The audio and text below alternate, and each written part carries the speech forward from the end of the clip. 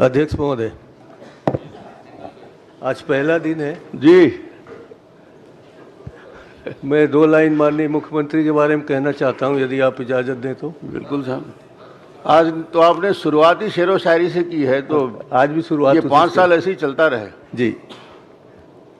खामोश लब हैं, झुकी हैं पलकें, दिलों में उल्फत नई नई है। अभी तकल्लुफ है गुफ्तगू में, अभी मोहब्बत नई नहीं है। तो उस मोहब्बत का ख्याल रखें। बहार का आज पहला दिन है, चलो चमन में घूम के आए। फजा में खुशबू नई नई है, गुलों में रंगत नई नई है। धन्यवाद। इस उम्र में भी आप रोमांटिक हैं, ये बहुत अच्छी बात है।